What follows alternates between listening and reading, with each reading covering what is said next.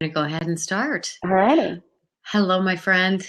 Hey, I'm so glad to see you. it's good to You're see the, you too. you're there in the gym, right? I am. Just finishing up with the day's work. I seriously. You keep some funny hours, don't you? Like I keep my clients' hours, so it Right. just kind of depends. Um, I serve a very unique population, so I try to make sure that we have classes that are when people get off work and when the gym is really slow, because that's a great time to be in here when everybody's the most comfortable. Absolutely. Well, let me go ahead and introduce you and welcome everybody to the ConnieCast. And I am really excited to have Pandora with us this evening. If you don't know Pandora, I don't know why you don't know Pandora, because as far as I know, everybody knows Pandora, which is a very good thing. And we're really glad to have you on tonight, Pandora, because you have so magically, Disney girl, transform not only yourself, but are helping so many other people transform in ways they never thought possible. And I think that is kind of a little bit of magic, right? I think so too. So welcome, and I'm excited to have you share your story. And of course, the topic tonight that we're discussing is finding fun, yes, fun in fitness, and using exercise as a healthy emotional outlet. And let's go ahead and just have you introduce yourself in whatever way you would like. And I'd like to talk a little bit, when you want, about the post you made called "Me versus Her Perspective," Yeah. because I thought that was just unbelievable. But Too. go ahead and introduce yourself in any way you'd like. So I'm Pandora Williams. I am from Wilmington, North Carolina right now, although there's a little gypsy in me, so who knows where I'll end up next. I was born and raised in California, and I lived in Oregon. You were? Yeah, Southern California. I didn't know that. Manhattan Beach girl. So I lived in Oregon, Portland, Oregon for 13 years. When I started my weight loss journey, I weighed 420 pounds. And how much? 420 pounds. Gosh, all right, 420 pounds to start. So amazing. People always ask me what started my weight loss journey, and it was really my dad. Like, my dad was kind of the champion of my journey. He had come to me and told me, hey, you know what? Like, it doesn't matter. Big, little, black, white, I'm going to love you no matter what, but you're digging a grave with a fork and a spoon. And I don't want to die not knowing that you're going to have a happy, healthy life. I was very much a daddy's girl, so this was a big thing for me. I didn't want my dad's last days in the world to be worrying about me and whether or not I was going to be happy and healthy. So I decided to start losing weight and try to turn it around. I chose gastric bypass as my tool. And I was so overweight at the time that I was considered a death risk on the operating table.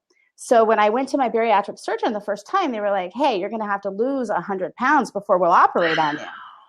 And I was like, lose 100 pounds? If I could lose 100 pounds, what do I need you for? So, Right. But I had lost weight before. I had done Atkins in the early 2000s and had gone from 420 to 225 and then stopped doing Atkins and gained it all back. And how long did you keep it off? Not very long at all. Very intrinsic motivation. I met somebody that I wanted to marry, and they weren't going to marry me or love me if I didn't lose weight. And so I was going to get that guy, and I got the guy, and I got married, and then I gained back every single pound that I lost to do it. Wow. So, do you love me now? Really? Yes. Yeah. So, decided that I was going to have the surgery, just kind of set my mind to, if I could do this once, I could do it again. And I started exercising to lose that first 100 pounds. And that is really, I think, where the pivotal change in my journey went. I decided I had 100 pounds to lose before I could have this surgery, and that I was going to start walking every day to help lose that weight. And when I started walking and I started realizing how much that started to change my life and get me to my goals, not just in the weight loss goals, but started helping me deal with my problems and work through my emotions and deal with the things that I was feeling and all this anger and resentment and stuff that I was carrying around with me. That's when I discovered, like, wow, exercise really works. I lost the 100 pounds, went into surgery, and I honestly think that going into surgery, it was my relationship with exercise and my disconnection of my emotional relationship with food that really allowed me to be successful after the journey, after the surgery. Oh my gosh, that's really an important thing. I'm going to write that down. Your relationship with exercise and your disconnection. Yes. Is that what you said? It's like a gosh, divorce. that's awesome. I tell people I divorced food. Yes. Okay, so how did you start walking by yourself, or did you go with somebody? I had a little gym in the apartment that I was living in at the time, and I told myself I'm going to get on this treadmill and I'm going to walk 30 minutes or a mile, whatever comes first. And I walked for 30 minutes because I could not walk a mile in 30 minutes. And every day I would get in there and I would walk 30 minutes and I would walk 30 minutes. And the first time I could walk a mile in 30 minutes, it was like this happy, like, oh my God, I can imagine. So what got you going there every day? Because people really struggle with, I know I need to do this, but I can't seem to find the motivation to get myself there. I was really unhappy in my marriage. I worked at-home job as a graphics designer, web designer, database creator, and I really needed time away from the house to figure out how I was going to deal with this and how I was going to solve this problem and how I was going to deal with my relationship. And so the gym gave me 30 minutes a day by myself that I could spend time on thinking about what was going on in my life and how I was going to work through it and what my next step was going to be and how I wanted to handle things. Wow. So that's how you spent your time on the treadmill. You weren't watching The Young and the Restless like I do. No. I can't watch TV on a treadmill, like the up and down kind of like motion sickness. Really? I listen. All right. So you started solving your problems. I did. And you listened to yourself, apparently. I did. All right. I did.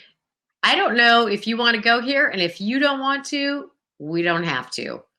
But when I was reading your post, Me versus Her Perspective, and you shared it with me that night, I was just so blown away. First of all, you are an incredible writer, so I hope you plan to do more of that. Hint, hint, hint, hint. That's the second time today I've been spanked there. Okay. Yeah, well, there you go. And I will continue to spank you in that area because you are really, really very gifted, and your words just flow with passion.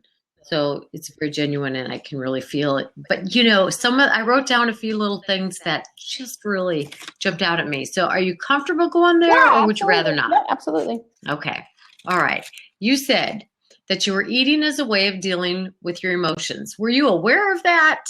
Did that come to you at a later point in time or? I really do not think that I don't think that at the time that I was doing it and putting the weight on that I realized that that's what I was doing. I had been overweight and suffered from obesity my whole life. I mean, I was affected by obesity from, kindergarten on. So I really grew up in a household where food was love, food was how we rewarded ourselves. Food, you got good grades. Let's go get a banana split. You did this, that's right. And I was never educated about healthy food. So food was, and I didn't have a lot of friends growing up because I was the chubby kid in school. I was very isolated. And so I learned to have relationships with food. Food was my friend. Food was my confidant. It was, I'm sad, I'm happy, I'm mad, I'm stressed, I am afraid, like any emotion, I put it into food. And I don't think that I really realized that until food kind of got taken away from me. And how did that happen when you say food got taken away from me? So this is very unique. And I always kind of warn people, this is not the norm. Don't think your bariatric surgeon is going to do this to you. I've never heard of it happening to anybody but me. So my bariatric surgeon had what was called an all milk diet going pre-op. Obviously, it was used as a very early liver shrink, right? Less risk on the operating table because the liver shrinks very quickly. So for 6 weeks pre-op, I was only allowed milk. Oh my gosh. So it was, and they didn't tell you this going in. It was like, I had this program that I had to go through that was my blood sugars needed to be under control. I needed to not have any open wounds, sores, or rashes. I needed to do all these things. I needed to lose that first 100 pounds. When I lost it, they released me to the bariatric surgeon. I went to my pre-op consult and she was like, okay, great. Now 6 weeks of milk only. And I was like, what? No, I can't do that. So and from my understanding, that the length of time that you are on that all milk diet really depended on where you were at in your weight. So, you know, the more you weighed, the longer you were on that all milk diet. So it was this instant, like, oh my God, I cannot have food. What am I going to do now? You know, I joke around about it a lot with people that, like, you know, I was allowed milk. I could drink as much as I wanted to at a time. I could drink it 6 times a day, you know, but I got milk. To this day, chocolate milk? No, I could flavor it with some sugar-free packets that made it taste like strawberry or chocolate. But that was it. I got milk. Like, oh my God, I just still to this day, I just hate milk. I will take cashew milk and almond milk any day, but try to hand me a glass of skim milk, I'm like, no. But oh my God. But there was one time, so there were 2 times during this 6 weeks that I had grown up in an environment with addicts, drug addicts, alcoholics. You know, I was very familiar with addiction. And there was a point during the 6 weeks where I literally was eating Fage Greek yogurt. And in my head, I'm justifying this as, well, it's made with milk. Like, this is, it's non-fat milk. It's just non-fat milk and it's thicker than regular milk, right? And I realized, like, okay, I'm justifying a behavior that I'm not supposed to do. And I really only have to be doing this for 6 weeks. And I can't even do that. And that launched me into a depression where I went to Burger King and I ordered, I think it was a croissant sandwich and breakfast taters or something like that. And I went home, I ate it, and then I panicked. I was like, oh my God, how my surgeon's going to know I did this? You know, I'm going to get caught. They're not going to let me have my surgery. And instantly I was in the bathroom purging. And I realized then that, like, my relationship with food was really messed up. And I also realized that, like, there was an addiction there. I really was having a hard time with the food. It was like a withdrawal to me. And I think that was really the moment that I realized, like, wow, I have a very unhealthy relationship with food. And really when I realized that I connected food to my emotions. Okay. You know, the reason I asked that is I have so many people prior to having weight loss surgery, when I'm just talking with them about the addiction, food and addiction, or linking their emotions to food. And a lot of them don't have that level of awareness yet. But when you talk to them a year or 2 after surgery, they've come to that conclusion. So maybe if everybody went on a 6-week milk diet, they would. It was a big eye opener for me. It was a huge eye opener. Yeah. And, you know, going into it, it really kind of prepared me too. I mean, like, I think my surgeon did me a huge service, because by taking the food away from me for the 6 weeks prior, it wasn't that hard for me after the surgery. You know, like, it was very easy for me to understand and wrap my head around a liquid diet or a soft food diet or a parade food diet. Like, none of these things. I mean, there was one time that I was in the kitchen licking pastrami. But, you know, other than that, I did pretty good. I really appreciate your honesty, because I know other people have done those things, and you giving your story gives people permission to say, oh my God, you know, it's not just me. We all make mistakes, you know. Absolutely. My God. Yes. So you absolutely had this relationship with food. And to me, that's one of the most important things for people to understand, and to understand that they need to change that relationship if they're going to be successful long term. Yes. Absolutely. Okay. You also said that you were constantly sad, constantly depressed, and that you felt unworthy and didn't care. So what was that about for you? So, that's definitely I would say I would place that at about a year before my decision to have surgery. Mm-hmm. And I was very much in this place where I just didn't care about life anymore. I mean, my blood sugars were running in the 600s and 700s. I was being hospitalized for weeks at a time because of diabetes. I had high blood pressure, high cholesterol, sleep apnea, severe edema, severe depression. I was being treated for all of these things. I was being medicated for all of these things. And at every point, doctors were looking at me and telling me, these things would get better. These are comorbid conditions from at the time we worded things differently, but they would tell me these are because you're obese. And I would get angry. I would get really angry. Like, you blame everything on the fact that, I have a weight problem. Not everything is about the fact that I have a weight problem. But now, I sit here on the other side of the coin today. I don't have any of those issues. They all resolved themselves when I lost weight. Right. So a lot of it was just me being in denial and not wanting to admit it. But a lot of it was that I just didn't care anymore either.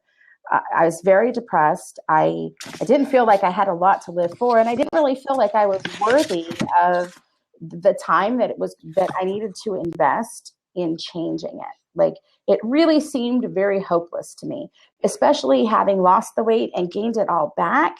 Because, I've talked a lot. Like, when I was a teenager, I was very suicidal, and I was always afraid of committing suicide because I was afraid of pain, and I was afraid of hurting myself, or I was afraid that I would try and fail and I would be a failure at that.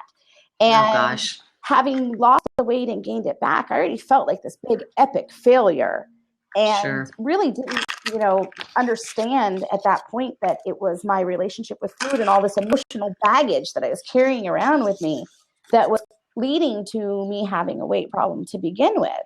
So, it was just this very kind of sad point where nothing really mattered. I just figured I was going to be dead before I saw 40. Yeah. One of the things you wrote, and I want to talk about this because you weren't aware of it at the time. You are aware of it at this point in time, like you said, on the other side of the coin. But you said, I suffered from obesity because I hated myself.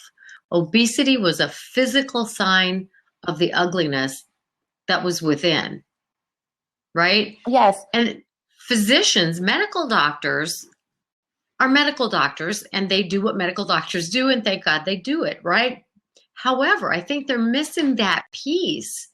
And I think that that's an important part for them to understand, so that a person who does suffer from obesity and feels similarly to you did, that it was because you hated yourself and there was ugliness within, they could round out the treatment for that person. And in addition to treating the physiology, could get a person help for those other issues. Absolutely. Absolutely. I think that when it comes to medicine and obesity right now, doctors definitely look at what your comorbid conditions are. They definitely look at, what the medical ramifications are that are going on. But I don't think I've ever had a medical doctor that went, hey, you know what? There's an underlying psychological problem here. You probably need some help. Right. And that's kind of bizarre when you think about it. And, I've even said very publicly that I find it absolutely crazy, the steps that I had to go through to have bariatric surgery. And when you look at the psych requirements, 2 appointments with a psychologist who, I told this woman some really crazy things about where I had been in my life, and, depression and self-mutilation, suicidal tendencies. This didn't set off any alarms. Oh my God. There was no, I was cleared for surgery in 2 appointments. Isn't that, yeah, you're right. That is insane. And I've been doing pre-surgical evaluations for the past 11 years. And after about 2 years, I was like, this isn't right.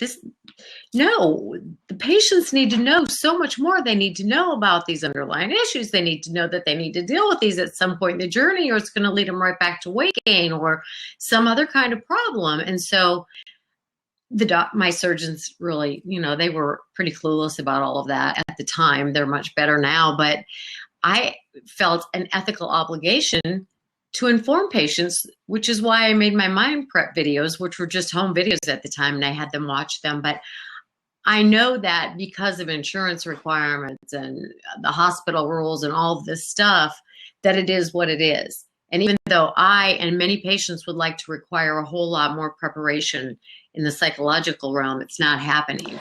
So I think that part of it is really sad, though, because I know, like, in your profession and in mine too, what we end up seeing is the clients that were only dealt with on a medical level. They weren't they weren't referred to a psychiatrist. They weren't taught fitness. And when they don't change the stuff that's going on up here and the behaviors that are going on up here, and they don't change their lifestyle, and they're not adhering to a healthy nutrition plan, and they're not incorporating regular exercise, a lot of times they end up right back where they started from. And would you say it's fair? Because this is kind of where I'm at with my work with patients, and I do a 12-week class now, and after surgery or before, it doesn't matter. But the whole thing, when I listen to you talk, I hear you talking about this change in the relationship, not only that you have with food and with exercise, but with yourself. And this self-loathing, this self-hatred doesn't exist anymore. And you're healing the relationship with yourself. And by doing that, you're able to heal the relationship with food, develop a healthy relationship with exercise. I think that it kind of went the other way for me. Like I lost the connection to food. I had found the connection to exercise. And then my world really got shook. I mean, I was 4 months out of surgery when my father had a heart attack, or a stroke, actually. And so I had my surgery in October. My father had a heart attack or a stroke in July or January. I had gone back to California to see him and help take care of him. Ended up finding out my mother was a hoarder. Was there for 3 months cleaning the house so that my father would have a, good environment to be in. And during this whole thing, like, I kept turning to exercise as the outlet. Like, I kept going to exercise to deal with the emotions, because I had already figured out that with my failing marriage and my unhappiness with the relationship, that 30 minutes of walking made me feel better. It gave me time to figure out how I was going to handle things and what I was going to do. So I just kept, when you find something works, we apply that. We keep repeating that behavior. So I kept repeating that exercise behavior.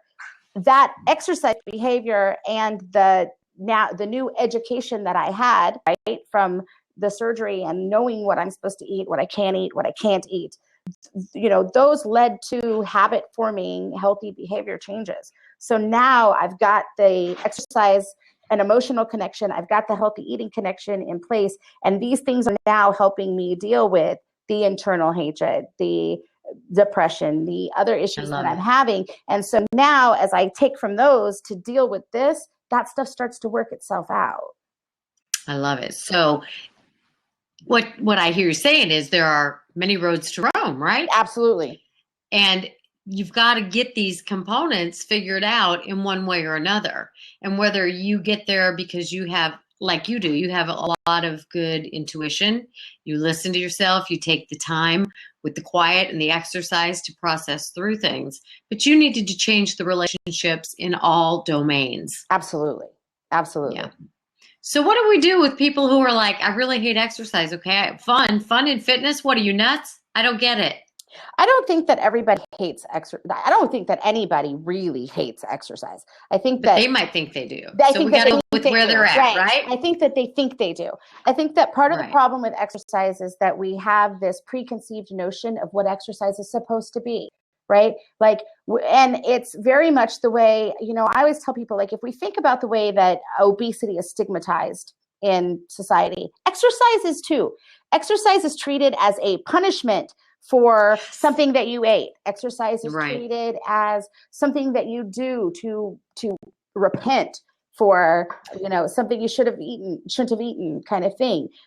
Normally when we see people exercising, they're killing themselves on a treadmill. They're, it's very rarely like just like this positive impression. And I think that we kind of get that preconceived notion in our heads.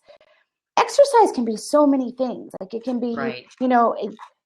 And it's all about how you look at exercise. If you go into exercise going, oh my God, I don't want to do this, I dread doing this, then you're going to hate it all the way through.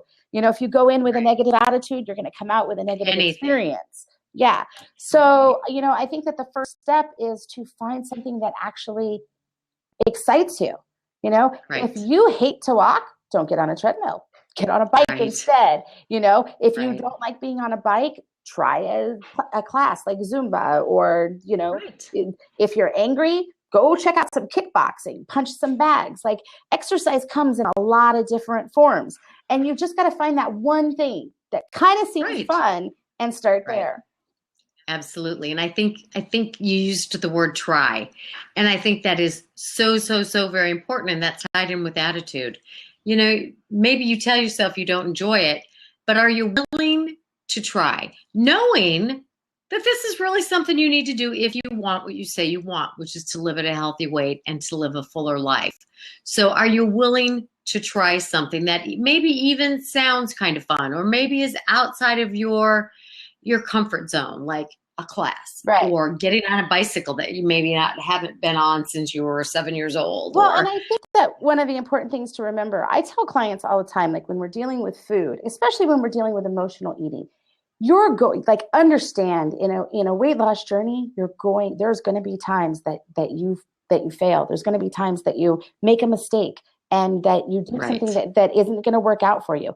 It's not about, you didn't fail because you failed at one thing. It's about getting back up and trying something different. It's about an opportunity to turn a mistake into a better choice. So if you, I hate spin. Can't stand spin class. Don't love it at all. There are parts of my body that hurt after a spin class. Should never hurt. Okay. But if I looked at a spin class and said, okay, well, I will never get on a bicycle, because obviously if I hate spin class, I hate cycling, then I would never have the experience of trying to ride a bike again. When I got a bike and I had a nice cushiony seat and it was a little bit bigger to accommodate my tushy. Your cushy tushy. I'm not on that little tiny spin seat, all of a sudden biking's not so bad. So it's about recognizing that not everything is going to be perfect the first time through. You might not like something. Try something different. And just like with the scale or with food and, what you eat and when you eat, and what works for you. Find what works for you and do it. Like I have exercised for most of my life. Now, I don't exercise like you exercise, and I never have, right? But I do it, and I do it consistently, and I mix it up a little bit, and I try different things. And some people like to go to the gym. I don't. I like exercise. For me is leave me alone. This is my time. I don't want to talk to anybody. I talk to people all day long. It's like, leave me alone. Even when my kids were in high school, it was like, don't go in there. Mom's on the treadmill. And that's when I watch my trashy soap opera, where I get all kinds of inspiration. So I think that running is a really good example for me. I hated it. Okay, so I was that kid that got tortured in PE class, running around the track, could never run a mile in the time that you were supposed to run it, couldn't run at all. And you know what? I hated running because I wasn't good at it, and I didn't like not being good at something. So going into my weight loss journey, I will never forget the first time a trainer told me, Pandora, if you want to lose weight faster, you're going to have to run. I was like, I will run when somebody is chasing me with a hatchet, and that will be the end of that. That would be me. Now I love to run. Yes, you do. But I feel like I'm pretty good at it. So it changes, just like your relationship with people change, and your relationship with food changes. Your relationship with exercise changes throughout your journey too. Coming into exercise, I hated weights. There was no part of lifting weights that sounded fun to me. I still probably, like, if you gave me my choice, would run a marathon before I lifted weights on an average day. Until the day that I'm standing in front of the mirror and all of a sudden I see a bicep and I'm like, oh, wait, what made that happen? Okay, now I'm kind of into these bicep curls. Let's go. You know? So, it's your relationship with exercise is constantly evolving, just like your relationship with people and your relationships with food. I agree. And as I get older, I love Zumba. And I will do that, but I'll tell you what, it's not as comfortable for my knees as it used to be. So I do it less frequently, but now I am very much into different yogas. I love trying different yogas, and I just ordered a Pilates yoga DVD. So I'm going to try that. I like different things. We hired a instructor here at the gym that does forest yoga. And, one of those things where the timing works out perfectly. The class is at 6:30 on Tuesdays, right when I get off. And so I was like, hey, not really a yoga person, but I'm going to try this. Right? If I don't like it, I don't even have to go back. I'm in that class like every week possible since she started teaching. And I'm like, oh my gosh, this is awesome. I've got so much more flexibility. I'm able to run more because my hamstrings aren't as tight. It's really good. Yeah. There's this little woman on, and I don't mean that in any derogatory kind of sense. She's just an adorable young woman. And she has all these videos on YouTube. It's Yoga with Adriene, and she's got a ton of videos.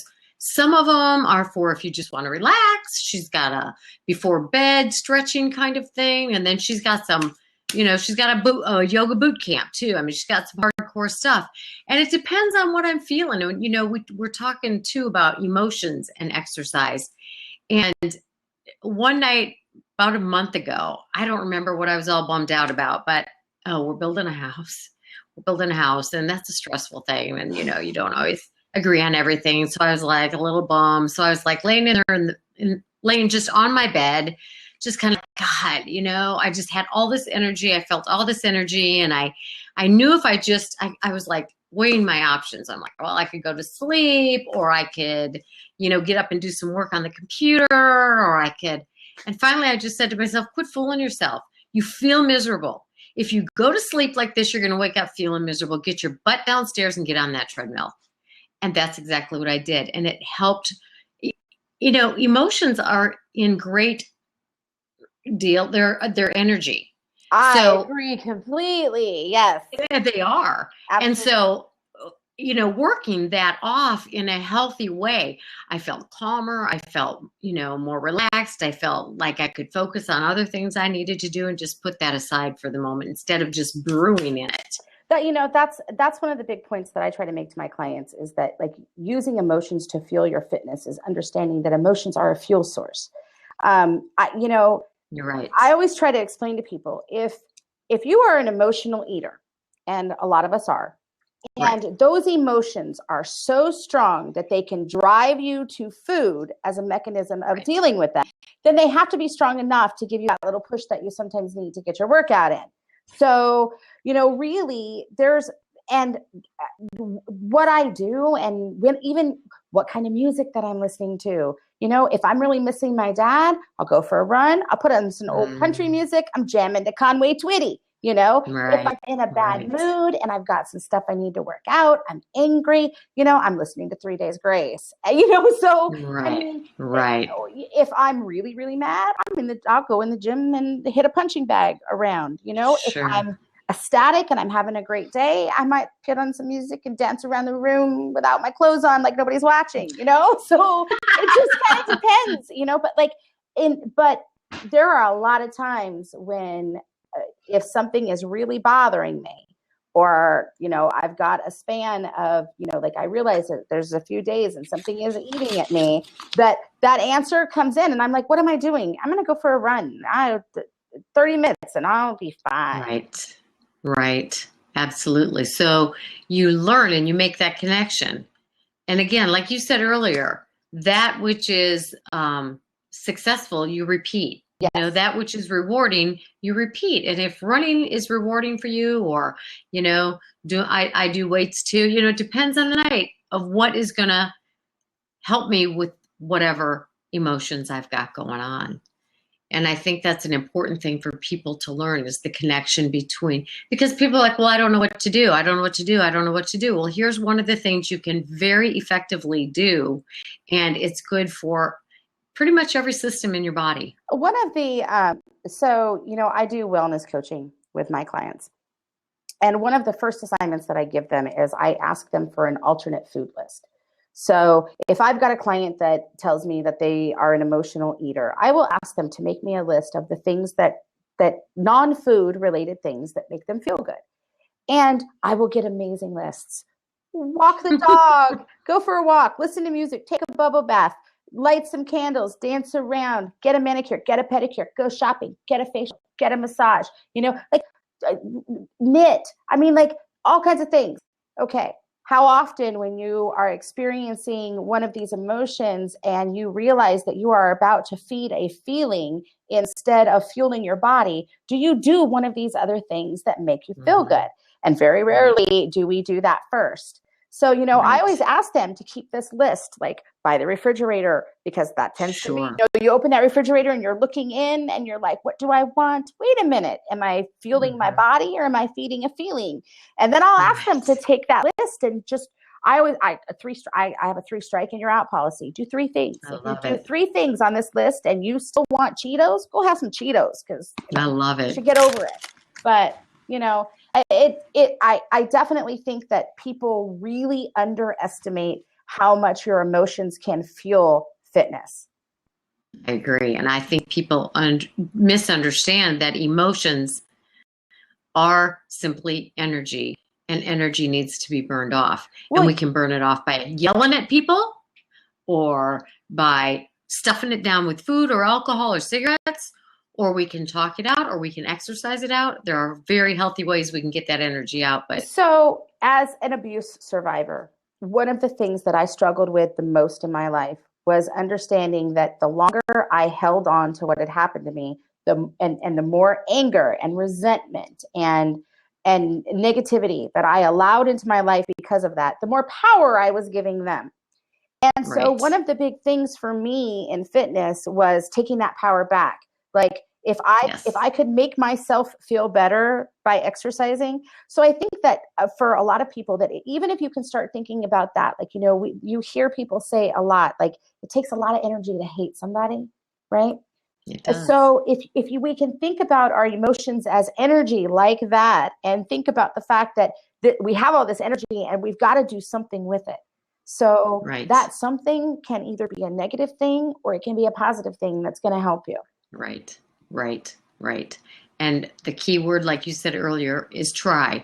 You know, when people start this journey, they're often at an uncomfortable weight. I'm sure, like you said, it wasn't easy to walk a mile at 400 pounds, you know, but try. You know, I think do something. I think that the big thing there, though, is, you know, like I tell my clients all the time, the only workout that you regret is the one you didn't do, right?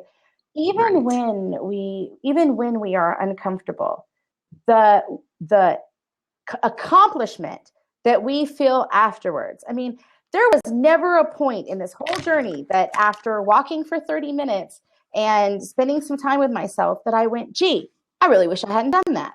Like it always made me feel better.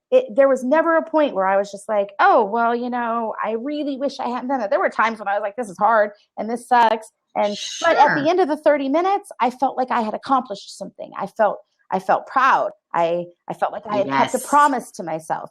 Now I've got all of these positive this positive energy coming in. That's one of the things that I talk about a lot is, you know, the difference between negative and positive deposits in your emotional accounts.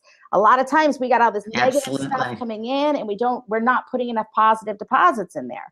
By feeling proud of myself, feeling like I had succeeded in something, I started making positive deposits into those accounts. And that's a really healthy thing. Exactly.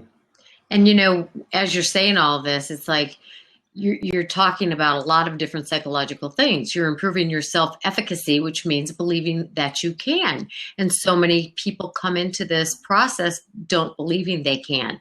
But when you do something, when you choose to, get rid of a feeling with exercise, you do, even if it's a little thing, you are making a choice to say, I can.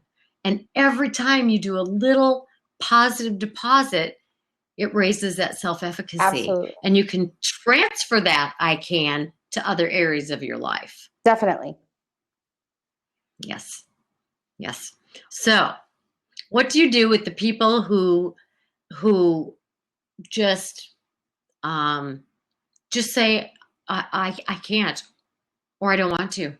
Well, I think that I'm lucky in that, you know, in working in a gym environment, by the time you're in my gym, you really kind of have the want to.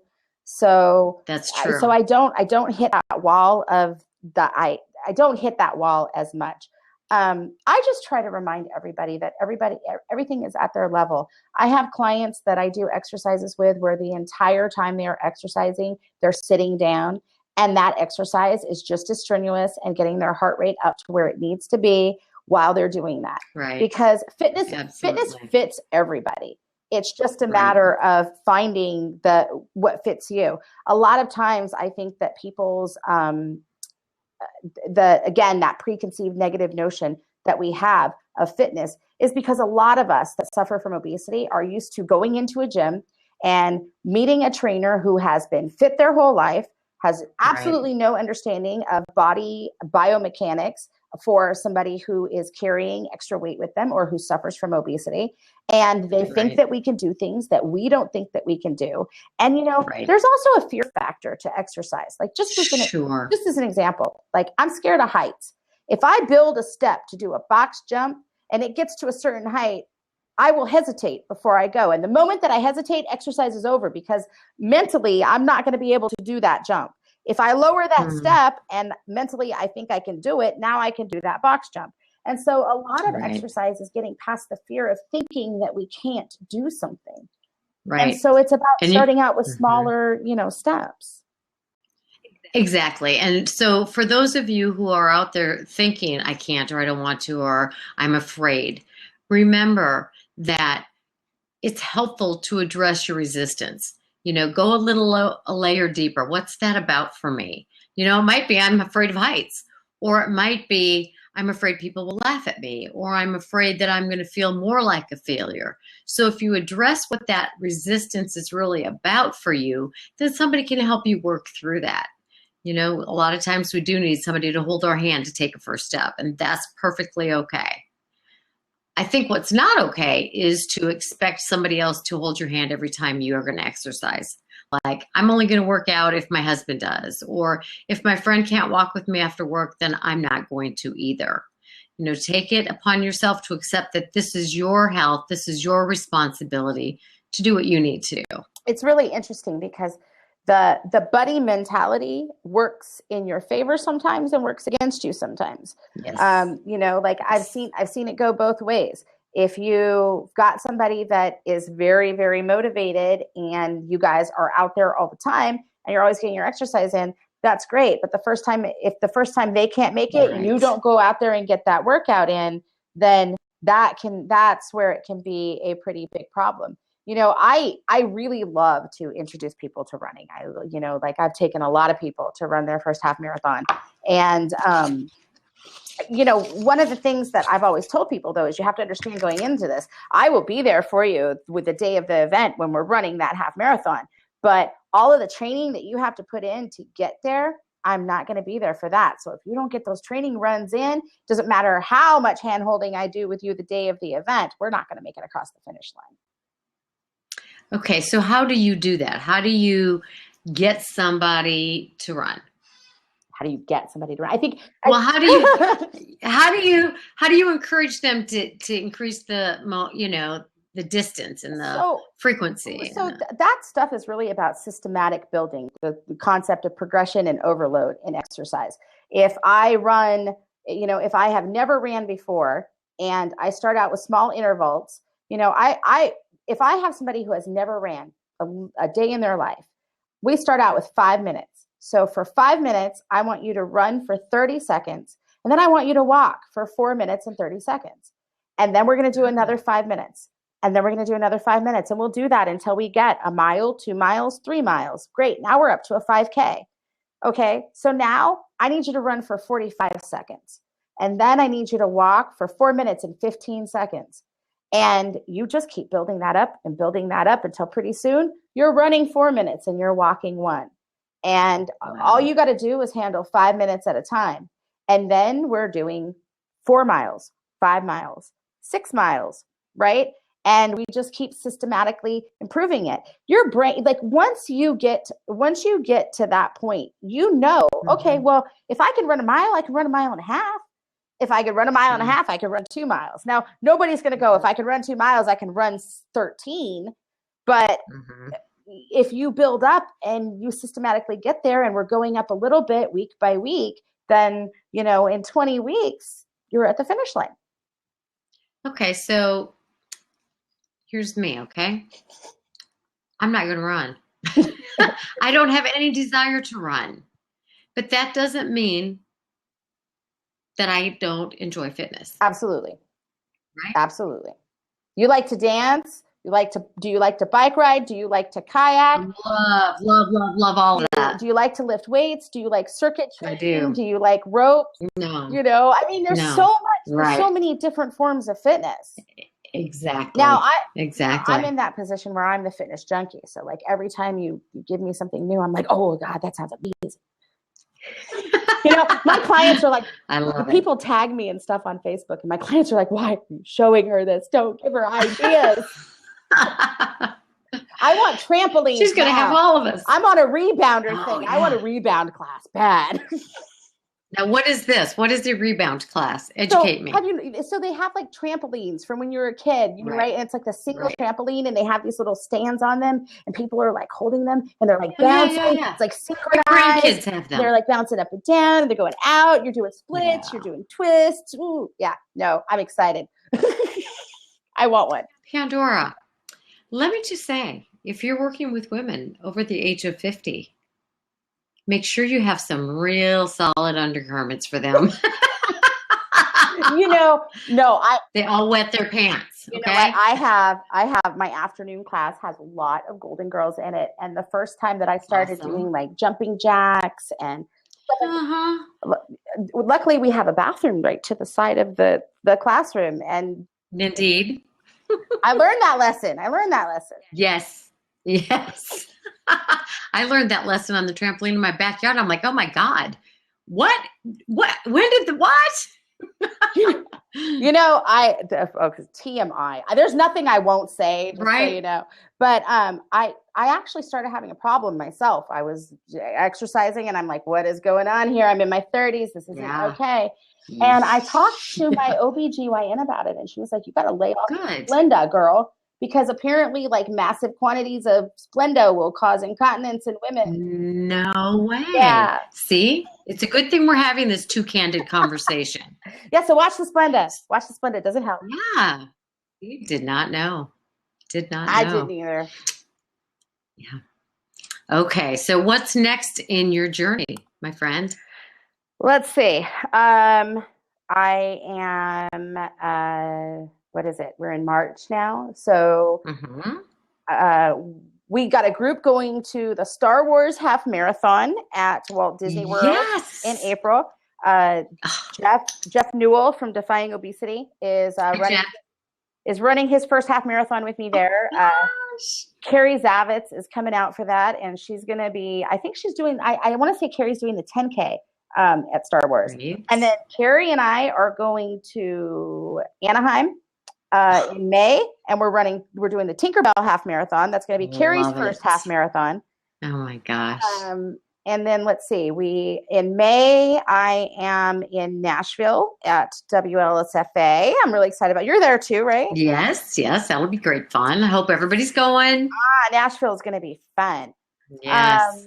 And then let's see. OAC is coming up. OAC, DC, my birthday. I'm turning 40 that weekend. Oh my gosh. Oh, that'll be fantastic.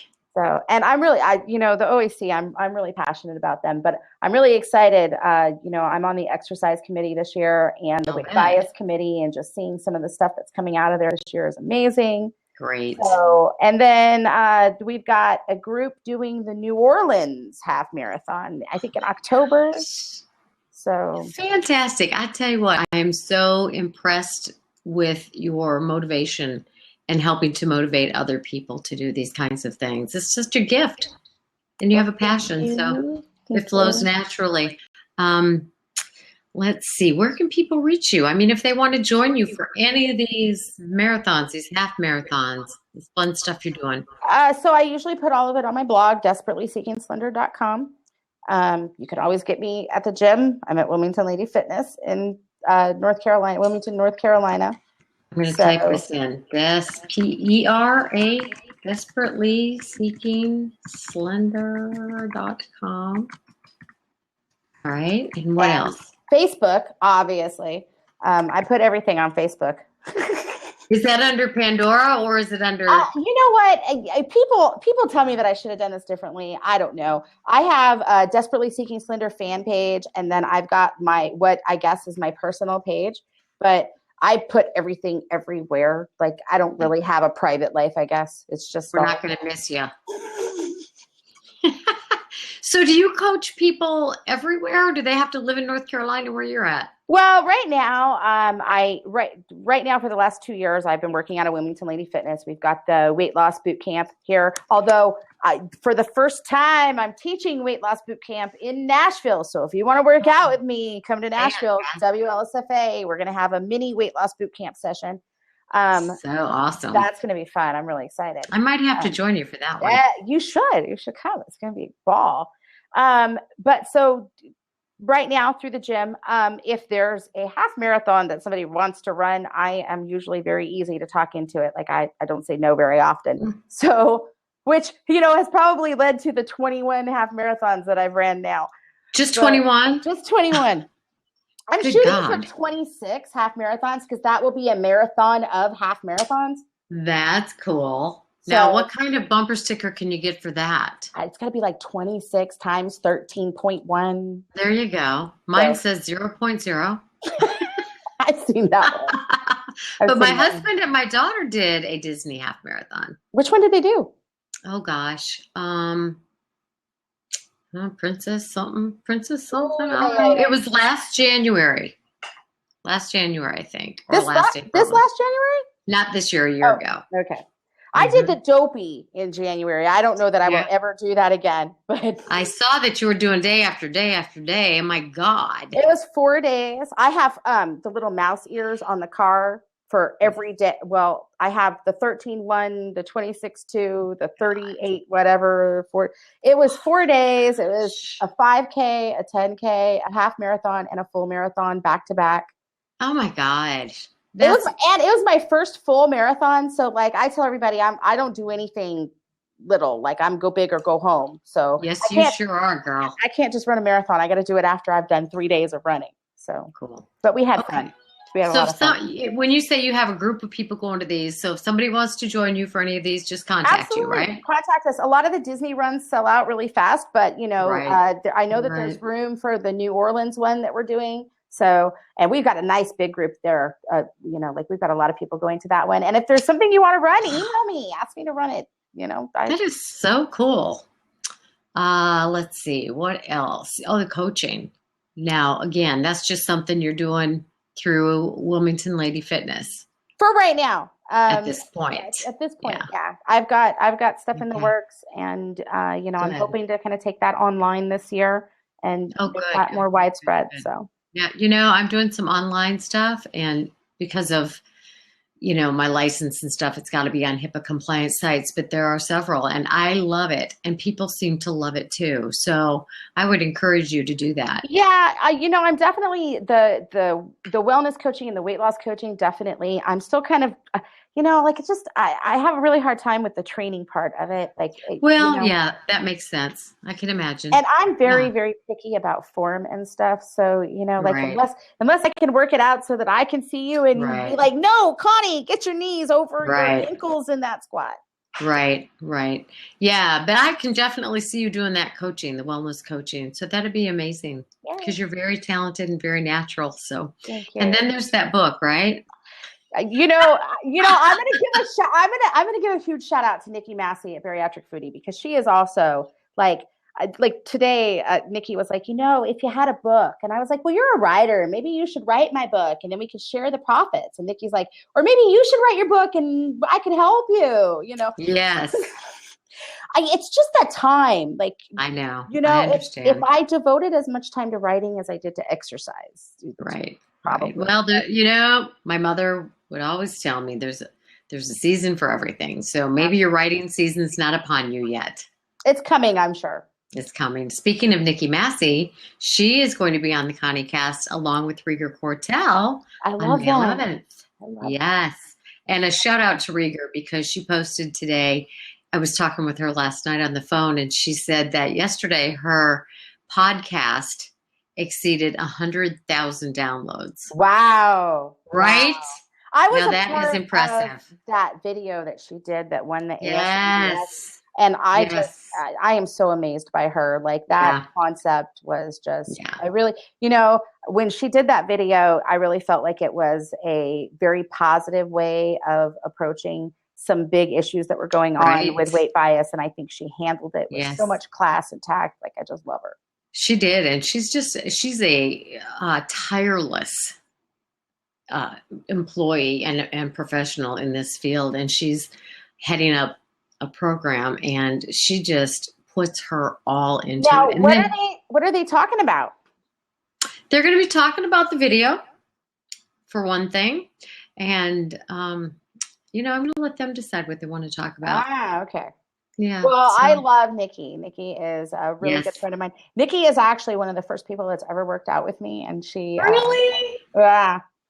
So, awesome. Yeah. So we, every time we have a convention, Nikki and I set aside some gym time, and I do a workout with her. Last time when we were in San Antonio for OAC, I worked out with her and her boyfriend.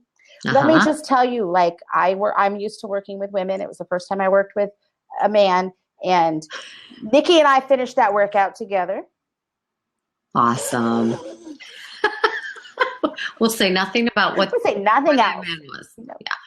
Very good. Well, there are so many amazing people in this community, and, a lot of them right here watching with us and doing great work. So, we're all a team. We're all a team. And I encourage you to check in with Pandora on her blog, on her website, on her Facebook pages. She is very motivating and very wise. A lot of wisdom with this young woman. So, remember, find fun in fitness. It can be fun. You got to determine to make it that way, and you got to try new things. Yeah. Take messages. Be willing to try anything once. And on April 6th will be the next ConnieCast, so please come back and join us. And we're going to have Laura Preston on and 2 local people from Augusta that night talking about how weight loss surgery changed their life and their eating and their exercise and positive thinking, which I think is crucial. And that's kind of what you were talking about too, as far as your attitude toward exercise. So join us then. This ConnieCast will be available on my YouTube channel, Connie Stapleton. Just search that on YouTube, and you can watch it at any time. Thank you for being here. Encourage your friends to watch. And Pandora, thank you for joining me right after all those hours of working out. Well, thanks for having me. You're welcome. All right, guys. Thanks for being here. You too. Bye-bye. Bye.